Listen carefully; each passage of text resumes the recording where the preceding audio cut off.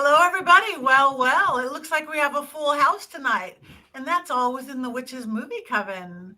Hi, welcome to the Witches Movie Coven. Everybody, come on in. I am Patti Negri. I am one of your hosts. I will let everybody introduce themselves. Heather. Hi, I'm Heather Greene, and I am an author and of a book about movie witches and witchcraft in movies, and I am excited to talk tonight about what's going on, our fun subject. Yes, indeed. Richard-Lael. Yes, hello, I'm Richard-Lael Lillard. Richard-Lael is one name, not two. If I were just Richard, I would be. I'm not going to finish that. But anyway, so yes, I'm known as the Gentleman Psychic. I'm a psychic and a medium. I used to be a psychic and a small, but I gained some weight. I also used to do stand-up, and then I found out that I made more money on my back. Yes, that's me. All right, Courtney, if you can speak. I'm Courtney Buckley. I am living my actual nightmare right now. I'm ghost bait on Scared and Alone. I work at a tour company in Salem, Mass, and I am regretting every decision that's led me to this moment. And Jason. I'm Jason Mankey. This is Mini-Me, and I've written 9 witchcraft books.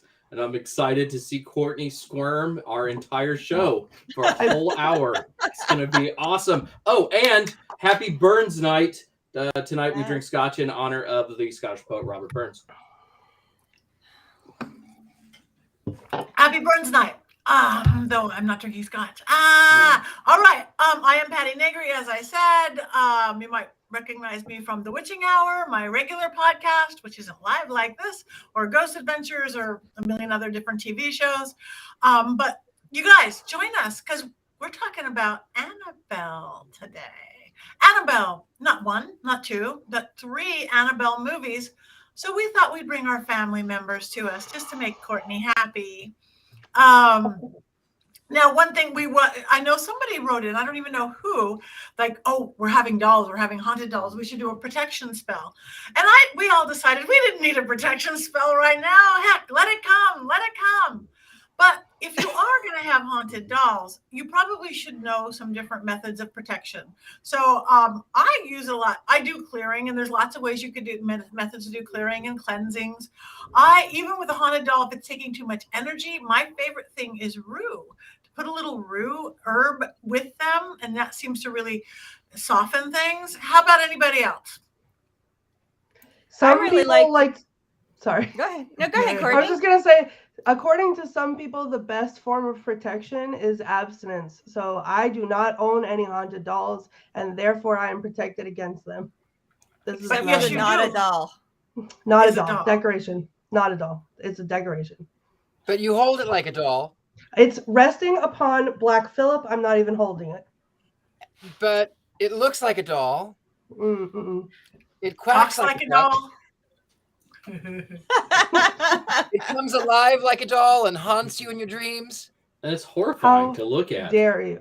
It is horrifying to look at, but do not speak to it in its native language. It was made in China, according to the tag over here, and Richard-Lael has been speaking to it in its native language, and I do not appreciate that. Do not address it directly. Now, how do we know? How do we know its native language is Mandarin? Since it's apparently possessed by, a soul, that soul could speak all kinds of different languages. I want all of you to listen very carefully. I will never forgive any of you for this. Well, let's get back to protection, because I think Courtney may need some after tonight. I think you guys are going to need some from me and my not adult. I think some of the ways that I've just learned to quick and dirty is just to use a pentacle. Which is classic protection. If you're on the fly and your doll starts walking towards you and you're not ready for it, you can always work with a pentacle to protect yourself. But I love spell jars. If you're long and permanent wards, spell jars are jar magic is great in all kinds of folk magic, and I adore folk magic. So there is all kinds of ways to do it with jars, just to keep it out at least. But once your doll starts walking, that's a different story. You may need that rue, right? I actually have a story. I've dealt with all kinds of energies. I've dealt with spirits. I've dealt with things. But I was with Patti. We were in Virginia City at Paracon, and we were at I think it was the old Washoe Club. And I walked into a room and I saw this woman. She was standing there. She was in a blue dress, and she looked really intently into the corner. And I said, "Okay, I see. What are you looking at?" And I looked over, and I looked down, and I see boots and legs, but there was no life whatsoever. There was nothing. There was no energy. I was terrified. I escaped out the room. I went, no. And then I came to my senses, and I came back into the room, and the woman in blue was gone. I didn't see the woman in blue, but I turned on my phone light, and it was a dummy. It was a mannequin dressed like Willie Nelson. So it was not a doll, but it was a mannequin. Close. Willie Nelson might be a doll. It might be. If I learned anything from the skeleton key last week, though, is you could just put some brick dust around your doll, or you're not a doll, and then you'd be safe. Yeah, I'd probably cast a circle, though, like from a grimoire, because that's what they used to use to protect themselves from demons. And we all know that many of these dolls are infested with demons. Well, and if you have the time, hopefully you have the time. If the doll's coming towards you, you may not have a time for a full circle. Listen, that's my fear, Jason. If this doll, not a doll, gets up and I can't even talk. Gets up and starts walking at me, I will just beat it with my femur, and then we'll call it a day. But I did have, I just real quick, since we're talking about Annabelle tonight, Patti and Richard-Lael, you were in attendance for this. I had a very horrifying experience with another not a doll on an episode of Scared and Alone, where it was an animatronic, like motion censored animatronic Halloween decoration in the shape of Annabelle from the movie. It was sitting on a couch next to me. I was alone in this house doing an investigation, and you can see on the thing that I wave my arm in front of it, I set it off, it moves, and by moves, it's sitting right next to me, and it just turns and looks at me like this, and it's horrifying. But then 2 more times while I was sitting in that room, not moving, it was set off and stared at me. And I think there's a point on the show where you can see me just like completely disassociate, because I had Someone fell. like that. Oh yes, this is She's my awesome jumper. tonight. That's Cheryl, my jumper. Sorry. Mm-hmm. Tonight rules. I'm not okay. Cheryl's very sorry. Oh, she's upside down She's the now. one. She's moved by herself many times. Oh my God. Courtney, I love you. Oh. Deep breaths, Courtney. And Deep breaths. the animatronic decoration you're talking about was a doll, Courtney. No, but I had to stay in that house that night, and I was supposed to stay in the same room as that doll. So there was the whole rest of the show I was just disassociated, because I was trying to figure out how can I politely say like no thank you so much, but like no thank you, I have to leave, because the not a doll came, like it was like a personal attack. It like came from me. So I don't know. I bet Annabelle, the movie, the doll, like the not a doll, it's not my favorite time. It's just not my favorite time. Rue, your salt, jumping brick doll. dust, Yeah, I gotta spell invest. jar. Anybody else have any ideas Rituals. of how to care and keeping or protection spells from Jason? You write lots of books on these. Well, I mean, I said before, you could use brick dust, but for me, I love grimoire magic, so I would go to one of those grimoires, and they used to cast circles to keep like demons from getting out of places, so that whatever entity was really trapped in that one spot, so it couldn't jump out and get you. And that's what I would use. That's how I would do it. And then probably once a month you would want to reinforce your circle, but you don't have to cast it every day if you cast it well the first time. Good, thank you. Yeah, I'm gonna take notes. She's so cute. I just can't stop looking at Courtney. All right. Well, let's talk Annabelle. Talk about haunted dolls. I guess we should start with the first one. Annabelle. Who wants to go first? Heather. Okay. Well, just from an enjoyment perspective, I thought it was a really good horror movie. I thought it was slow enough with not a whole lot of gore that it made it interesting, and of course, it's exactly what I expected. I enjoyed The Conjuring, so this was definitely nice to see this coming out from that, and to see Annabelle. The thing that gets me about it is that it feels it's very much a demon movie. It's not a witch movie. I don't call these witch movies, and I don't really. I did include The Conjuring as a witch movie, but I don't include Annabelle, because this is really more of a demon. When you're looking at dolls and you're focusing on the Catholic religion and images of that, you're looking at squarely at a demon movie. It's very different than, even though there's aspects of witchcraft that might float in, it's not a witch movie, and in my mind. So that part is interesting to me, and the crossover. And then also how I was confused, because I couldn't understand why Annabelle, I'm like, Annabelle, is she really possessed, or is it a demon, or is it Annabelle? And it just kept going back and forth. And so I would have liked to see more of the doll and less of the demon figure, and that the don't show me that demon. If the demon's in the doll, let the doll be the demon. So that's what I wanted to see more of.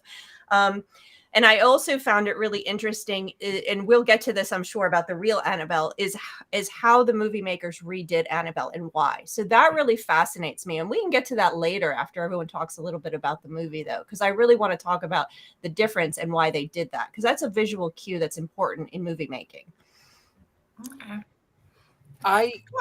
Absolutely. I'm going to go because I hated them. All of them? All of them. I couldn't. And I'll tell you the reason I disliked the number one. I disliked it because the makeup and the hair was not 1967. And I had to go back and look, and I went, okay, that's an old television. But it pulled me out every time. I couldn't tell if they were watching old clips on television or if they were. And then when I Googled, I went, oh, right, 1967. Okay. Whoever was the costume, whoever was the makeup artist, whoever was the hairdresser was lousy. Do some research. It was lousy. Mm-hmm. It felt very early, mid 2000s. Also, I think Chucky was a much better killer doll. I think The Puppet Master was a much better movie about killer dolls. I felt like there was no real... I think, for one, demons get too much credit. I'm a Satanist. I think demons get way too much credit. I'm in your camp here. Yeah. I also just felt like that there was no real reason. Why? Right. What does the demon get out of it? Nothing. It does. Okay, it wants your soul. Great. What? Why? There was no. Well, let me ask you a question, Richard. And I agree with you about the costuming. They didn't really do a good job. So it wasn't strong enough 60s looks, especially the hair. The hair is what got me every time. It was the girl's hair was too loose and it wasn't tight like they did. It was too short for 67. Too short. So the question is, when you ask why, I think that gets to the question of, like, this is a general audience film about focused on Satanism as it is, or demons as they were presented by the Catholic Church. It's very much skewed in that way. All of them, Conjuring. So they don't, in that respect, there is no other reason but they want your soul. That's the only thing that matters. So you, as a Satanist, as somebody, and us as witches, might have more questions, because we might say, okay, but there's more to it. But for the average audience, there probably isn't. So I think that's an interesting reaction that you have as you are in your perspective. Why? Yeah. Why? What is a demon going to do with your soul? You can get them anywhere. I lived in Hollywood. You can get a soul anywhere. I know. I collected them. I did a movie called "Sell Your Soul to Save It, Satan." People willing to do it. It was a documentary. It was a docuseries, and they had a casting call. 500 people came who were willing to sell their soul to the devil for fame and fortune. Wow. It's out there. You can buy it. Sell your soul to Satan. Lots of souls. But somebody wrote here that the why? Maybe just they said the blood got in the doll's eyes, and so is that the whole why? But then we see in the second movie that girl was the one who was possessed. The mythology of the doll is not particularly good throughout the three movies. It's not really coherent. It doesn't add up. Regarding the first movie, I really don't like the organized Satanist trope. And it's something that you do see over and over again in The Conjuring, because there's never been any evidence of anything like that other than like Charles Manson wasn't even a Satanist, just a crazy person, right? And this kind of echoes that. And I just kind of find it irresponsible, and I think it's lazy writing. And that's one of the reasons I really don't like the first of these three movies particularly much. It's really disappointing to see that like right out in front of you at the beginning of the film. It is really, for me, it is really frustrating because it's so easy to blame the devil when, and I not only is it easy to blame the devil, it also, like you said, Jason, it is lazy. And I think it is insulting to me as a Satanist. People believe whatever you want to believe, but at least do some research into what a Satanist would think about that. These movies don't do that. These movies do not look towards the witchcraft community, the Satanist community, the cult community at all. They are solely square, which makes it very unusual. They were produced during a time when witchcraft movies were very popular, and they were actually referencing and talking to consultants, so witchcraft consultants. So it's very unusual, and I'm including The Conjuring, but The Conjuring was a great movie. So it is true. They did not do that.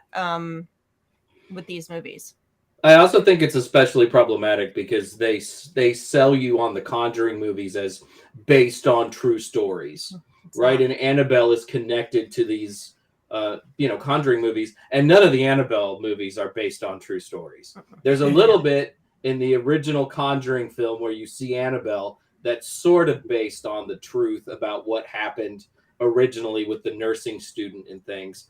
But the rest of it, it's just pure fantasy and made up. And there's nothing wrong with pure fantasy and made up, but you're really kind of, these two worlds are really colliding in the series of films. And it's probably really confusing to people who don't know better at all, or are too lazy to really go through and say, hey, this is the true story about Annabelle, instead of, oh my God, Satanists attacking apartments and things, and crazy girls named B and all whatever else. I want to say, I'm going to go so simplified, and we're looking at Annabelle, but in going back to the first movie, I am a lifelong doll collector since the day I was born. Hundreds of Barbies, all sorts of dolls, more than you guys can see right here. In the original form, they should not have made her so ugly. She could have gotten ugly, but that very first, I found this doll, she should have been prettier. No one would design a master doll maker would have made her prettier. That's so superficial, but so true. That really bothered me. Again, they did a better job in Chucky. Because in Chucky, he was just this cute My Buddy doll, and then he gets possessed by a serial killer, and then he progressively gets uglier. Because the serial killer is ugly on the inside. So yes, I agree. She was automatically off-putting, and no doll collector would want her. Who would take that home, and be excited about it? Who would take it home and not think that it was an evil doll? I mean, nobody. Yeah. It was very clearly an evil doll. They all were. No, the and this is what gets me to what I was going to mention, is that they obviously redid it from the real Annabelle completely, and the premise was to have that visual of a scary creature, that cue to the audience to scare, that sort of lingering darkness, that lingering fear that's always there, that's in the room, and you pass it and it's scary. And the doll and the images they chose, the image of her face that they chose is so interesting to me because it is clown-like, and that touches on another fear that a lot of people have, is the fear of the smiling clown. Like it, Pennywise, excuse me, like Pennywise. You have this trend in horror of evil clowns. So what they did was combine that in the image of Annabelle, and it exists. There's a house right there. It's the one from it. It's the okay. I didn't recognize it. Yeah, it's the haunted house from Derry. So you have this. So what they did in remaking her was to give her that clown-esque appearance. That, like, I agree. I have dolls. I have more than you can see as well since my childhood. I love dolls. Not afraid of them.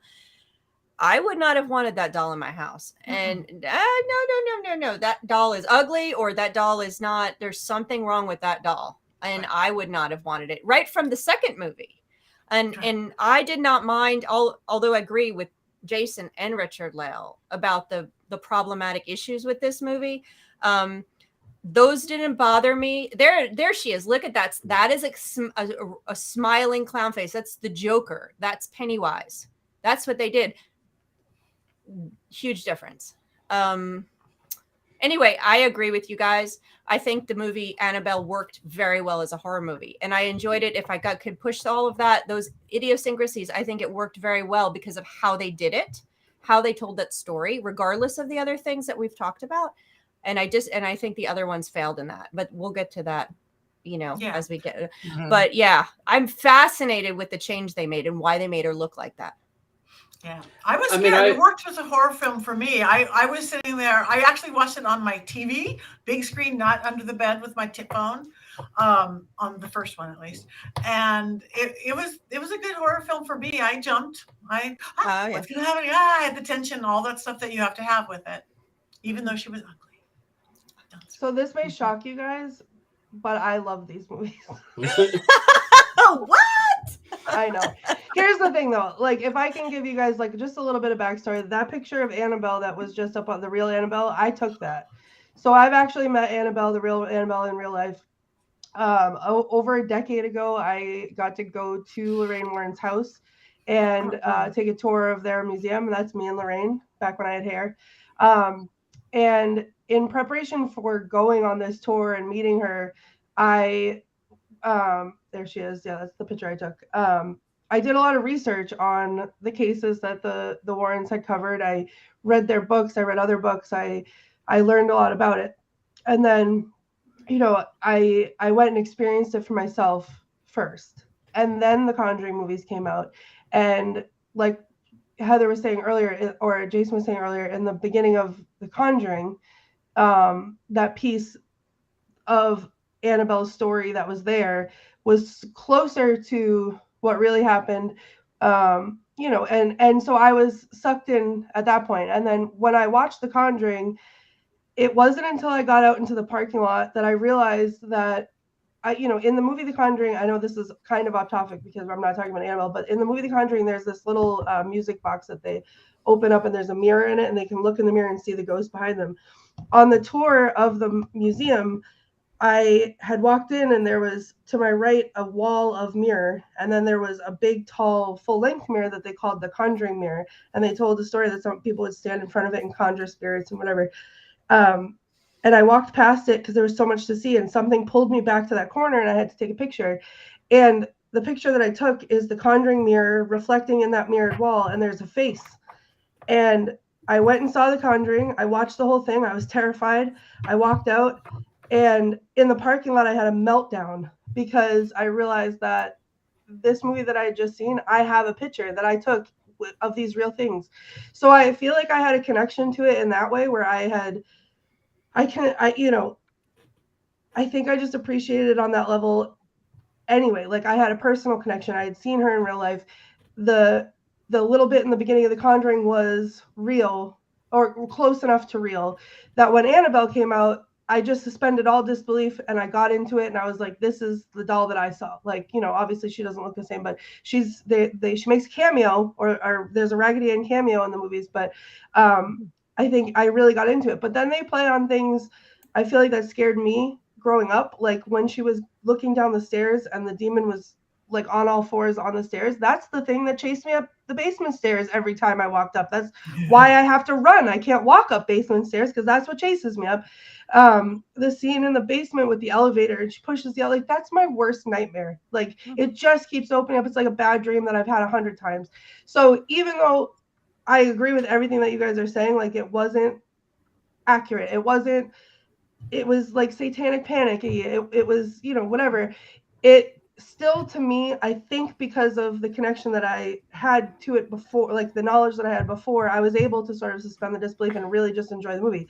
The second one scared the ever-living daylights out of me because I feel like I never got a chance to breathe during the second one because something was always happening. But these are those kind of movies where I sit like a nutcase and I scream, don't touch that, don't do, what are you doing, why are you doing that? And it's just so stupid, but it's like my heart pounds and I can't breathe and I hold my breath, and that to me is the mark of a good movie because I felt something when I watched it. So I know it's shocking because I can't stand dolls and they terrify me, but I loved these movies. But it is fun to be scared, and I mean, I'm not scared by dolls. I'm not scared by ugly dolls. I wasn't scared by Annabelle, so I don't get it, but I respect the fact that you do, and I love that you love it. But don't you get jump scares? Don't you get that tension whether you're afraid of dolls or not? No. When I watch a movie, it's very rare that any jump scare ever gets me. It's because I seek patterns, and when I always kind of know in advance, and it takes a lot to surprise me, and I don't get that way. In fact, I think also one of my nervous tics is that whether I'm going through a haunted attraction or whether I'm watching a movie is that I have to laugh. Like, I remember I went to a haunted house that was put on by the people in my neighborhood years ago, 30 years ago, a long time ago. And I got on that elevator, Courtney, and there was someone on that elevator wearing a bat mask, like a big, like a bat. And I said, "Oh, nice underbite." And he goes, I said, "Yeah, if my dog had that underbite, I'd put him to sleep." So I was laughing, but I don't know. I guess scared him. I maybe scared him, but it's also because I don't get jump scares. I always know what's around the corner because I see the patterns. At the same time, when I do kind of feel a little bit nervous, I laugh about it. So I don't know. I don't know. I never get jump scares. And jump scares don't haunt you. Like, jump scares, like, you have it and then it passes. It's fast. It's not one of those things where you think about it for 3 days or a week or something. The best horror movies are the ones that stick in your brain. Psychological. Yeah. Silence of the Lambs, Psycho, even Scream. Much better villains. Much more Hereditary. I loved Hereditary. I loved Hereditary. Right. I agree with you guys. Go ahead, Patti. No, I was going to say, I don't know. I feel a challenge, Richard-Lael, next time we get together about We're going to find one. We're going to find one. You want to talk about it like a scare that your room in the middle of the night? I can't. I'm having trouble even making eye contact with any of you because all of those dolls on your screen, I have like a headache right now. Like, I am nauseous and I have a headache because I'm so scared of what's happening. Okay, now you're sensitive, Courtney. You're the one, I think, the only one of us who's seen the real Annabelle. How did you feel with or around her? Did you feel her? Did you feel evil or?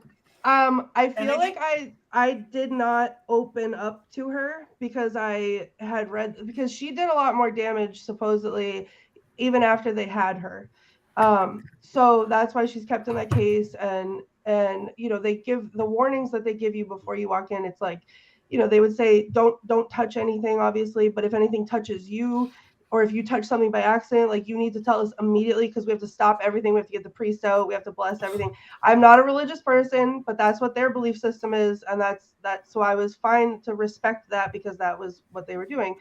But it was just like, they were like so serious about it. Like, it wasn't even to like, it didn't feel like it was to try to scare anybody. It was like to drill in that respect of the objects that they were holding. So I just didn't feel like I let myself connect to her in any way because of that. But there was another object, and I don't know, I can try to send a picture in real quick so we can get it up on the screen. It was a satanic idol, and I had nightmares about it before I even went. Like, when I found one like quick video of a walkthrough of this museum, and I literally had nightmares of this. And I was like, it's gonna touch me. It's gonna lean over. It's gonna fall on me. And I think that I was feeling more of that than I was anything else. But there also was, they called it like the Tooth Fairy. It was a life-size doll. She was horrifying, and she had a human tooth in her mouth. It was a human tooth. Where's rough. Kentucky? Yeah, it was rough. I don't know. There was all kinds of like little things there too. I'm sorry, I'm looking down because I'm trying to get this picture up so I can show you guys. But there was all kinds of little things too that just sort of grabbed your attention. There was masks that people would wear. And sort of become them. Okay, so this is they called this the satanic idol. I don't know if we can see it very well, but let me see if I can.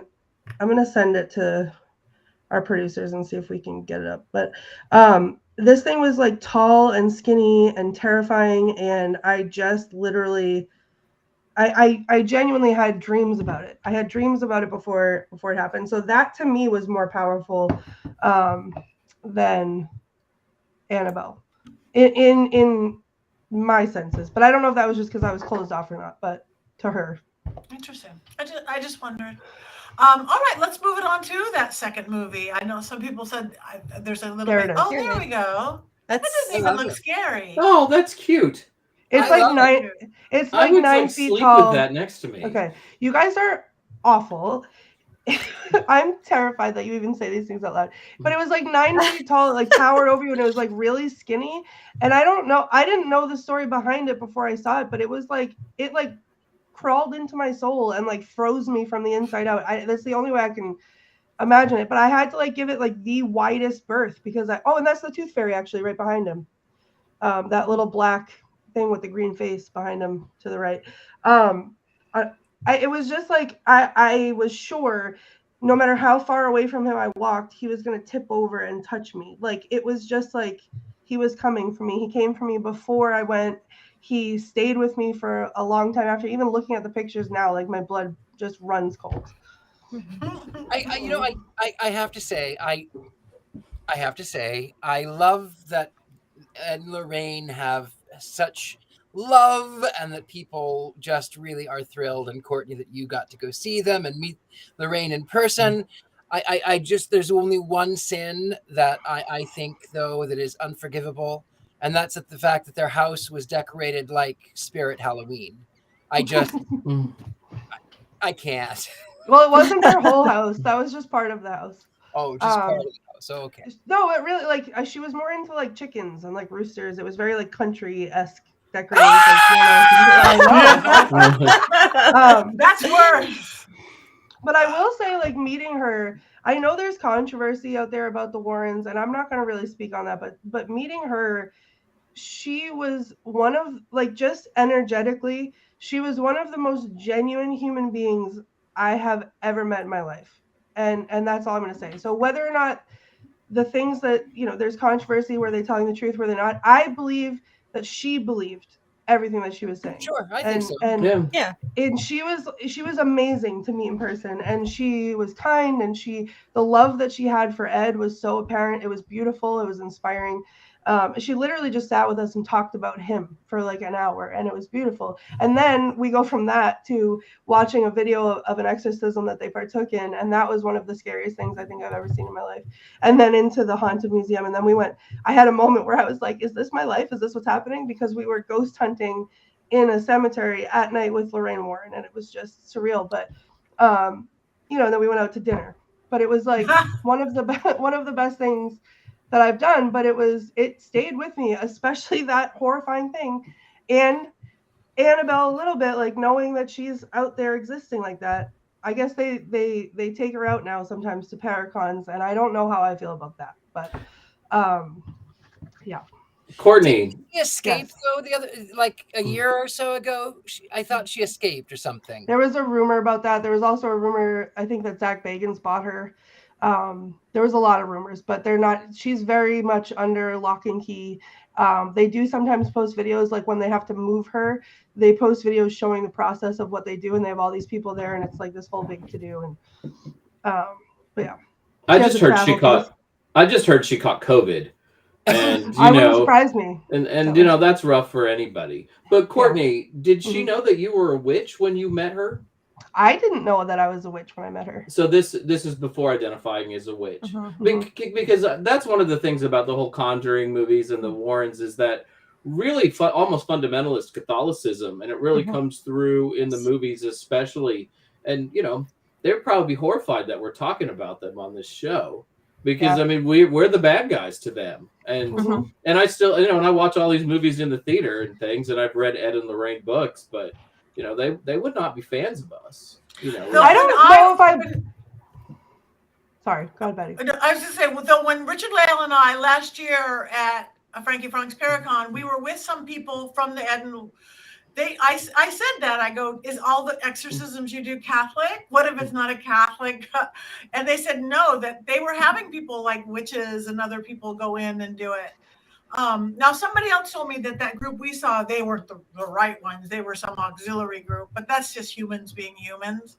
So whether that's true or not, those two guys, I don't even remember their names, that we were with, they seem to think that there was more openness now.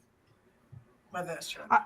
I can tell you just from the brief meeting that I had with her, and not that I, got to know her in any depth, but just energetically what I picked up from her. Like I've said this before, and it's going to sound weird. I don't believe in Christianity. I don't believe in the Bible. I don't believe in God. I don't believe any of those things. But if there was ever a human being on this earth that was touched by God, it was her. Like she was so just like genuine and pure that I can see her not believing in what we believe, but I can also see her just accepting us for who we are. Like she just wouldn't have, it didn't feel like she cared too much in person. Like it's very dramatized on TV and whatever, but, and I don't know, maybe that was just towards the end of her life. Like she came around to that, but like, I get the different belief systems and I get all that, but like at the end of the day, like, down to whatever, it didn't feel like she would have cared. If you take just the movies and their representation of her and these stories, fictional parts and anything they take from real, you're not going to get an accurate picture of Lorraine and Ed Warren at all, for better or worse. I mean, in either case, the good and the bad. And you hear that when you hear interviews with the family of The Conjuring and stuff like that, the different perspectives in Courtney's testament here. So I think the movies really feed off of, I think you mentioned it earlier, Jason, that Satanic Panic, or maybe it was Richard-Lael, they're feeding off of those. And that's what makes it so unusual that they came out when they came out. Because these came out during a period, again, I said it earlier, when witchcraft movies were getting really hot. And when I say witchcraft movies, I'm talking about American Horror Story Coven TV show. I'm talking about Salem, which was a totally different type of take on magic then. This is as that cycle shot up, and a lot of these movies that we were seeing at this period of time did have positive views of witchcraft, or at least nuanced views of witchcraft, including how they interact with Satanism or other forms of magic. So to have these movies plucked into the middle of that is very strange, because they do have that sort of fundamentalist view. But The Conjuring is a fantastic horror movie. And I think Annabelle and the ones after that just were ways of capitalizing on its success. one after another. Hollywood loves to do that. And Annabelle, I think, was the vehicle for another horror movie more than anything else. I don't think they were trying to tell Annabelle's story in any way, shape, or form. I think of course she not. was the vehicle to make another horror story in that vein. Annabelle, for me, worked solely as a horror movie. I did not like Annabelle 2. I don't like when they get too gory. I think when they do the gore gratuitously, it takes away from the story. It doesn't scare me. I just go, I don't want to look at that. It's unnecessary. For even, like you guys said earlier, some of the best horror movies are more psychological. Yeah. So you don't need to see it. You don't need to see the devil baby in Rosemary's Baby. Rosemary's Baby. Thank you, Jason. You don't need to see it, and you don't need to see it. That's what makes it so creepy. Right. I think the second movie is a huge improvement over the first movie. I disagree. I agree. I thought it was running kids. I think the kids with a doll makes sense to me. I thought that there was finally a reason for maybe why this doll looks as creepy as this doll looks. Yeah, I found it. I also didn't find it boring. I found the first movie pretty boring, and the second one was really captivating. It grabbed my attention the whole way through, and I do think there were some scares. It's not like you sit around after you're done thinking, "Oh my God, I'm so scared," and I won't be able to sleep tonight. But speak for yourself. Yeah, but I was entertained. Wow. Right? Yeah. I had just the opposite reaction. I halfway through, I was like, there has not been one murder yet. She hasn't killed anyone. What am I watching here? The body count in this movie is too low for a horror movie. So, but I like the first one better than the second one. But little girls. The little girl with the polio and I like because they actually brought personalities into these. But I didn't understand. Now the demon was possessing the little girl, the doll, and then he was walking around, and then he was in the scarecrows. I'm like, are there more than one demon? Is this like an Alien and then Aliens where we have multiple demons, or is this one demon that split himself and his energy is in control? I was so confused. I'm like, okay. So that is a good point. Yeah. They're certainly not perfect films. It's certainly not a perfect film. It's just I just think it's better than the first film. I'm with Jason. Fair enough. I think it was better, and the costuming was better. So the hair and makeup, the costuming was better. I could forgive a lot more because I was immersed into that 40s, 50s feeling as opposed to when is this supposed to be? So I by that aspect, I thought it was an improvement, though overall, you are right, Heather. Yeah, you're right. Yeah, we got to have a body count. Where's Ice-T? We got to have a high body count. See, I think that like I know, Heather, you don't like the gore. I don't like gore for gore's sake either. I felt like the gore in the second Annabelle movie was for a reason. Like I felt like it was very theatrical, like not theatrical, like cinematic for me. Like when the whatever her name is, the mother, and she was strung up, crucified, and half of her body. I thought that was tasteful, but like appropriate for what was happening. And this sounds, I can't believe I'm saying this out loud, but I enjoyed looking at it because to me it was part of the story. Like it kept me in the story. It wasn't like a slasher movie, which I enjoy a slasher movie from time to time, but it was, just blood spraying everywhere for no reason.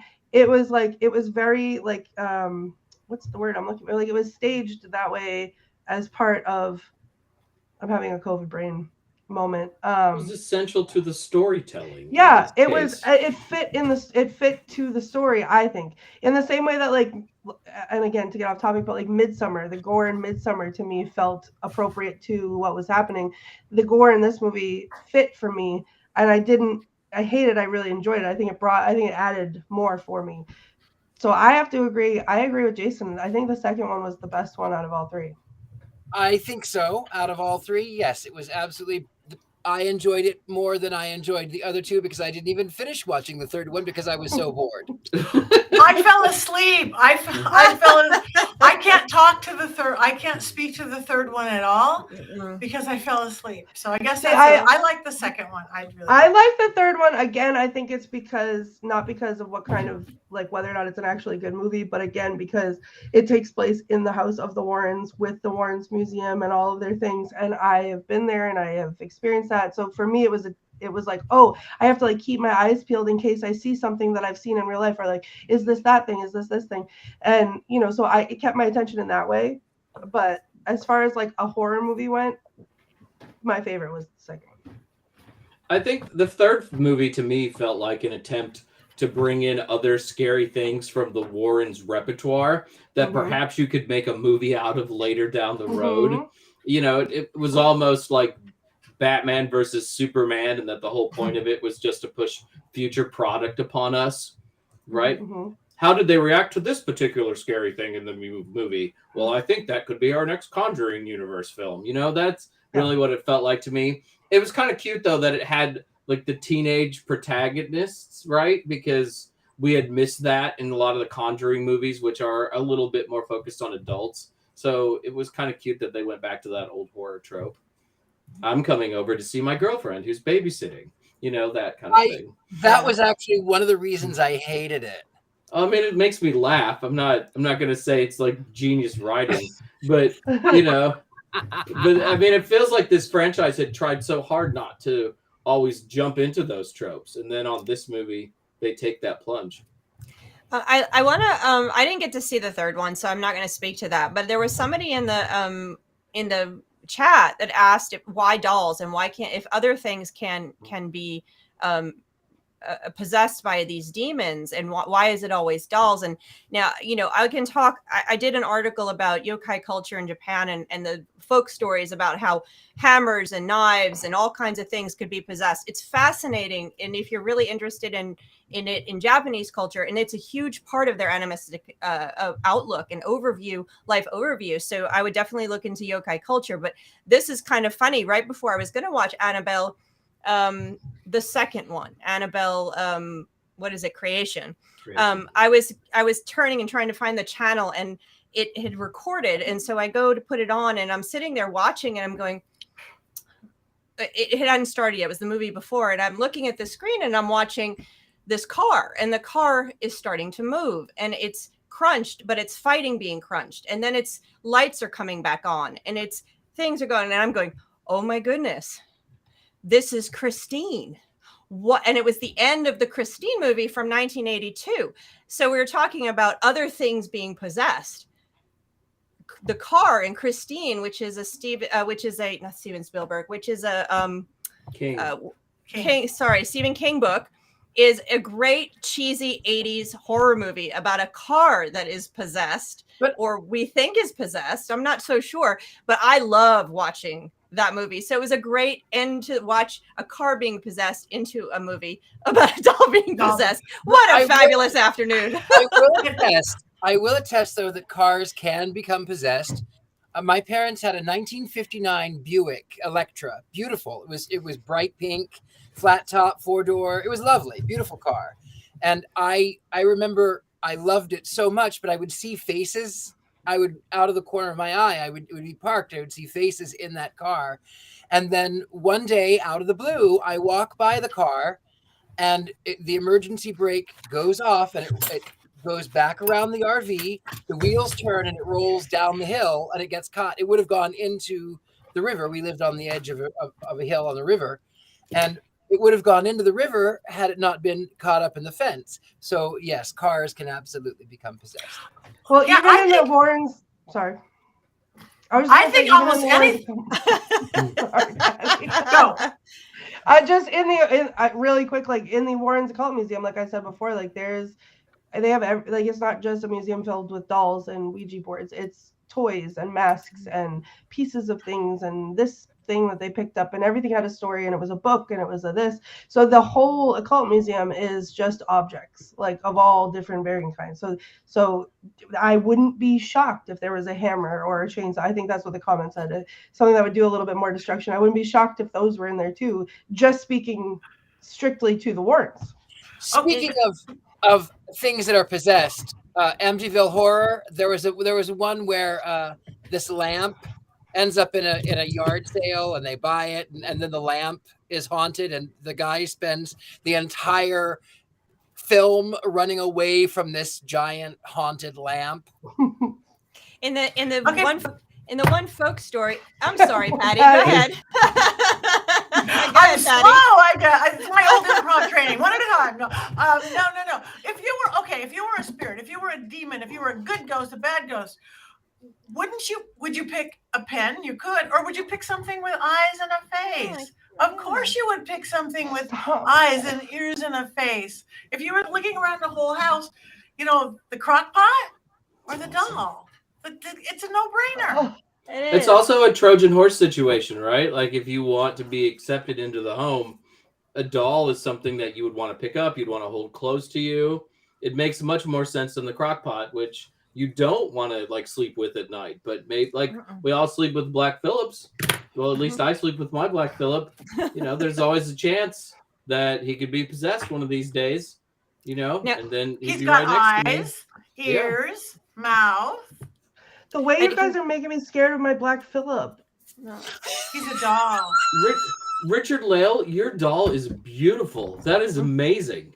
Thank you. It's my friend the devil, and he's very haunted. He's friends with Belle. Yes. They love each other. We should really do your doll boyfriend. introduction before we're done. A dating service. Doll dates. Ooh, she loves him. Now we don't talk. Here comes another doll. Go on. That was Asmodeus. Oh yeah. Yeah. One of the dolls that was considered by some communities to be possessed during the 80s, and they were actually warned people not to have them. And I have one over here. I don't know if you can see it. I don't think it's on camera. Let me see if I can move my camera over. But I have more dolls. If you look up, hold on, up there she is. See with the red hair? Cabbage No! Cabbage Patch. See her up there? She was my Cabbage Patch. During the 80s, there was they were warning people not to buy them because they were possessed. They were embedded with some kind of evil, this, that, or the other thing. So she's up there. There she is right there. So her name's Wilma, actually. I have to remember what her name is. She came with a name. She's one of those. So that's Wilma. Courtney, we need to get a picture. There you go, Courtney. I had Cabbage Patch dolls. There's one right there. Unify that.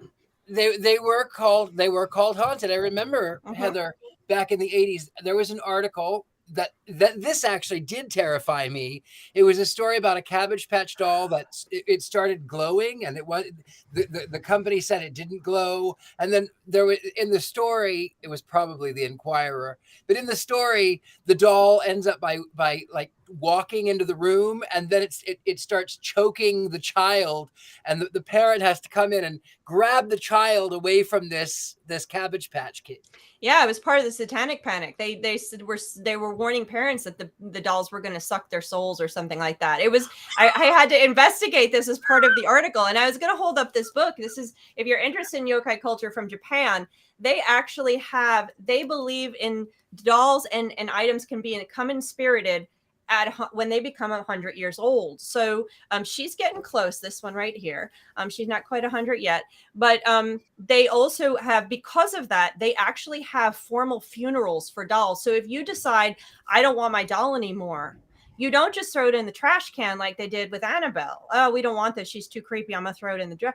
They actually have a Buddhist temples, formal ceremonies to say goodbye to the doll, so that the spirit, if it is inspirited, can go somewhere else and you won't be bothered by the doll. Because if you don't treat your doll right, you might be in trouble. What's her name, Heather? Because I swear she just It's Shirley Temple. winked at me, and I jumped a little bit. It's not. She doesn't have a name. She's a new doll to me. She has golden eyes, which you probably can't see on the screen. I'm gonna actually restore her hair, so she's a little bit better. She just came to me from someone who's owned her. She's probably from about 1939, 1937. So I would love if our people listening can come up with a name. Think of a name and come and let me know. What should I name her? She's brand new and she would love to have a name. Courtney. Heather, oh my God, she should be named Courtney. Courtney, yeah. No, Courtney. Obviously. What do our listeners think? Should she be named Courtney? No. Courtney. Oh my God. She looks kind of like I did when I was little. Heather, I have in behind you. Who is that one in the black dress? Yeah. This one? With the because that one's been staring at me the That's whole a witch. time. That's my witch doll. She's in here all the time, and then she goes upstairs during Halloween to greet my guests. But she's just a Halloween doll. This is also an old doll. She's probably from the 40s. She's probably from the late 40s right here. She also doesn't have a name. Some of these dolls don't have names. I've got my Harry Potter doll. I got Princess Leia. I've got Marsha. So I have all types of dolls, but this is my oldest one right here. That's why she's up here. It's never Jason, jammed, I see you in the chat. I see you in that chat. He's definitely a Courtney. I think it's Courtney. This is egregious. This is a personal attack. Name her Courtney. Molly. Someone says I have a Molly already, so I can't name her Molly. But Courtney, I'm liking Courtney. Courtney it is. All in favor, raise your hand. Courtney. The Coven has spoken. Courtney. The Coven One's down. One's down. One's down. This is not a consensus, Coven. This is just a majority rule. Speaking of that, oh my goodness, it's almost time. So should we look at these as all three movies, one's up, one's down, or one at a time? Got to be one at a time. Okay. Yeah. All right. Everybody in the audience, you tell us one's up or down. Annabelle, the very first one. Annabelle, one's up or one's up, down? Wow. Up, 2 downs and 3 ups. What about you guys out there? I'm up. I liked it. I was scared. That's what I want. Like Rick. Robert Hicks said that sometimes it's just entertaining. All right, so Ron's up from Amanda. All right, okay, Annabelle 2. I love Richard-Lael. It's the best movie, but it still sucks. Up, medium, and down. Okay, we're getting there. All right, and now Annabelle 3, which we didn't even really talk about very much, but I fell asleep, so I can't. I'm going to give it a down because I'm assuming. I'm assuming I would not like it. So anyway, you guys let us know. We already introduced ourselves, but find us on social media. Like us. We all have events coming up. We all have websites. We all have all this stuff. So tell us what you want to see. Tell us what kind of. Now, these weren't very witchy movies to me. Like you said, I got the demon, we got the hunt, but I didn't see witchcraft saving or hurting or anything like that. So let's get witchy next week. What do we want to talk about? Or are we going to do some Disney, maybe, just to bring the atmosphere back up? Let's talk about that one. Ooh, we can do Bed Knobs and Brooms. Bed Knobs and Broomsticks. Angela Lansbury. I love Angela Lansbury. All right. All right, Bed Knobs and Broomsticks it is. Everybody go find it, watch it, let us know what you think. So anybody have any, I know we have some stuff coming up. We showed it a little bit. I've got Darkwater Cruise in March. So if you want a big old paranormal, I might bring Belle. I might bring somebody else. I don't know. But check it out. Again, follow me. Anybody else, what have you got coming up? I know, Courtney, you're still doing your Valentine's thing, right? Yeah, the anti-Valentine's Day tour. If you're going to be in Salem, if you're planning on coming to Salem, if you're thinking about it, come on down February 10th through 14th. We have the anti-Valentine's Day tour, Stories of Love Gone Wrong in Salem. You hop on the trolley, hear some really interesting stories about how if you fall in love, you're going to get murdered, given by yours truly and my co-tour guide. So it's going to be a lot of fun and miserable, and we're going to make fun of you if you are in a relationship and happily in a relationship. And if you're in LA and you don't want to be made fun of whether you're in a relationship or not, come to the Vampire Ball at the Globe Theater. It's kind of an anti-Valentine thing too, but it doesn't matter relationship or not. Okay, anybody else? What do you got? Anybody? I'll be at Convocation in Detroit the last full weekend of February. It is one of America's largest indoor pagan conferences, and then Austin Witch Fest, and then Pagonicon, and then the Magical Marketplace in Boxborough, Massachusetts. What? I know, we're gonna hang out, and it's gonna be awesome, and it's gonna be so much fun. But it's I'm gonna come. Yeah, it's gonna be awesome. So much stuff to do. All right. Well, we have one more thing to do right now because it's 7 o'clock or 10 o'clock or wherever in the middle, which is, what do we say? 1, 2, 3.